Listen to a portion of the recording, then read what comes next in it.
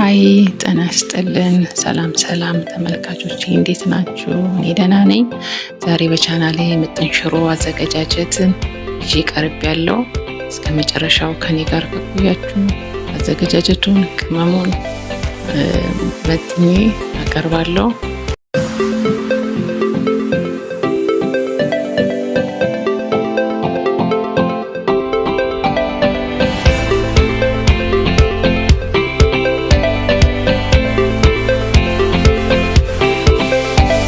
በመጀመሪያ አተሩንና ሽምብራውን እንደዚህ እንለቅመዋለን። ቆሻሻውን ለይተን እንደዚህ እናወጣለን። ይሄ ከውስጥ ያወጣሁት ቆሻሻ ነው። ከዛ በመቀጠል እንደዚህ አተርና ሽምብራውን እናጥበዋለን። ከገበያ ተገዝቶ ስለመጣ መታጠብ አለበት፣ የግድ ነው። እናጥበዋለን፣ ግን ቶሎ ማውጣት አለብን። እኔ በሶስት ደረጃ ነው ያጠብኩት። 3 ጊዜ ነው ያጠብኩት። ምክንያቱም ከገበያ ተገዝቶ ስለሚመጣ ቆሻሻ አቧራ ይኖረዋል። ስለዚህ መታጠብ አለበት። እኔ በ3 ጊዜ ውሃ ቀያይሬ 3 ጊዜ ነው ያወጣሁት። እናንተም እንደዚህ አድርጋችሁ ቶሎ እያጠባችሁ ቶሎ አውጡት ከውሃ ውስጥ።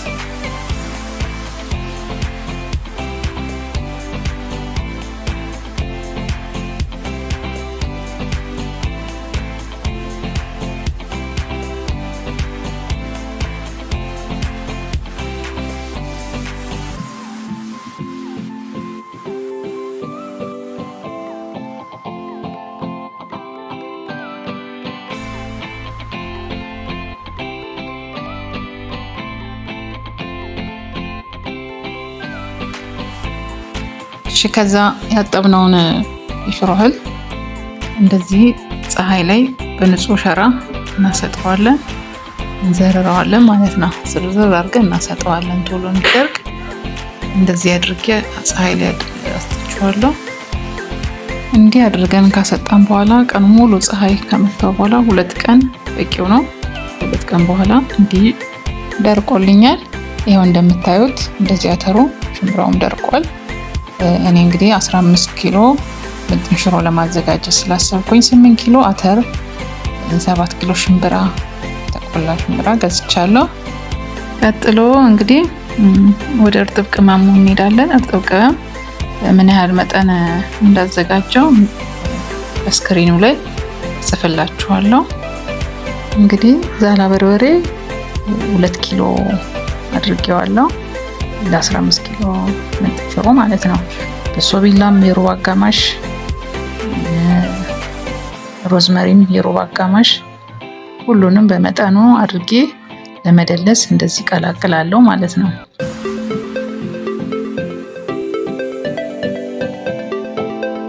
እንኳን ወደዚህ ቻናል በሰላም መጣችሁ። ይህ ቻናል የተለያዩ የምግብ አይነቶችን አሰራሮችን የምለቅበት ቻናል ነው። ሰብስክራይብ በማድረግ ቤተሰብ የሆኑ ላይክ፣ ኮሜንት አይረሳ፣ አበረታቱኝ። ማንኛውንም ጥያቄና ማንኛውንም አስተያየት በኮሜንት እቀበላለሁ። አብራችሁን ከኔ ጋር ሆኖ አመሰግናለሁ ስለምትከታተሉ።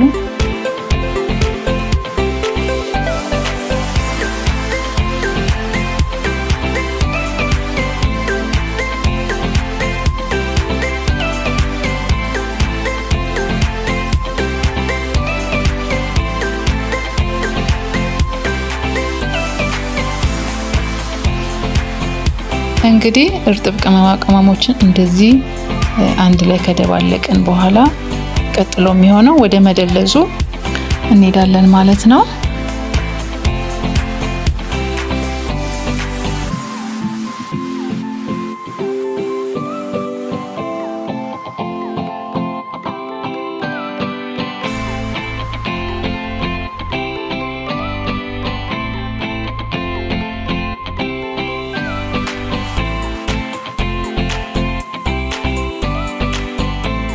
እንግዲህ ተመልካቾቼ እንደምታዩት በጥሩ ሁኔታ ተደልዟል እና በፌስታል ወይ ደግሞ በእንደዚሁም በማጠቢያ ላይ ፍና አርጋችሁ አስራችሁ ታስቀምጣላችሁ ማለት ነው። ለ2 ቀን አፍኖ መቀመጥ አለበት። ለ2 ቀን አፍኜ ካስቀመጥኩት በኋላ ከዛ በኋላ ፀሐይ ላይ አስጥቼ አድርቄ ይሄ እንደምታዩት ደርቆ ተጠናቋል ማለት ነው። አሁን እንደምታዩት ይሄ ብሎ ደርቋል። ፀሐይ ነክቶታል። በቂው ነው። ቀጥሎ ወደ ቅመማ ቅመሙ አዘገጃጀት እንሄዳለን ማለት ነው። አሁን የቀረው ደረቅ ቅመማ ቅመም መጠኑን በጽሁፍ ስክሪኑ ላይ እጽፍላችኋለሁ። በዛ መሰረት ያዘጋጀነውን ቅመማ ቅመም አንድ ላይ ከሽሮሉ ጋር እንቀይጠዋለን ማለት ነው። በዚህ መልኩ በምታዩት መልኩ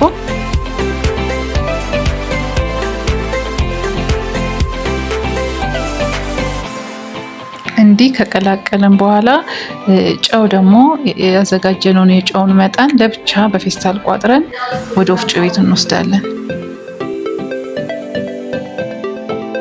እንግዲህ እንደምታዩት ተመልካቾቼ ከወፍጮ ተመልሰናል፣ አስፈጭተናል እና ጥሩ ቃና ያለው የሚያምር ከለር ያለው ሽሮ ምጥን ሽሮ አዘጋጅተናል ማለት ነው። የዛሬ ቪዲዮአችን ይህንን ይመስላል። ይህንን ያቀረብኩትን ቪዲዮ ከወደዳችሁት ላይክ፣ ሼር፣ ኮሜንት አድርጉልን። አብራችሁን ስለቆያችሁ እናመሰግናለን። ቻው ቻው።